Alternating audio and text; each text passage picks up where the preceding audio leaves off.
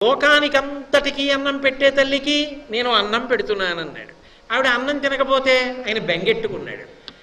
ఆ పిల్ల తపస్సు చేసింది, అపర్ణ, ఆకులు కూడా తినడం మానేసింది. అసలు తపస్సుకి వెళ్ళొద్దు ఉమా అంది మేనకాదేవి. ఎందుకు తపస్సుకి వెళ్ళొద్దమ్మా అంటే, అమ్మా తపస్సుకి వెడితే నియమాలు ఉంటాయి బంగారు తల్లి, కడుపు నిండా తినడానికి ఉండదమ్మా, వద్దమ్మా అంది.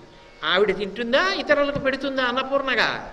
ఆవిడ తినదు, అందరికీ పెడుతుంది. అందరికీ పెట్టే తల్లి ఆ ఇంట ఆడపిల్లగా వచ్చింది. ఆ ఇంట ఆడపిల్లగా వస్తే తెలియదా? పార్వతీదేవి అనుగ్రహించిన నాడు హిమవంతుడే అన్నాడు, నరదేవాసుర పూజితంగ్రియుగళా నారాయణీ శంకరి అని అమ్మని పిలిచి నమస్కారాలు చేశాడు. కానీ కూతురు అన్న ప్రేమ పొంగిపోయిన నాడు మరిచిపోయాడంతే భగవత్తత్వాన్ని. మరిచిపోయి నా కూతురు అన్నాడు, మా అమ్మాయి అన్నాడు. సమస్త లోకములను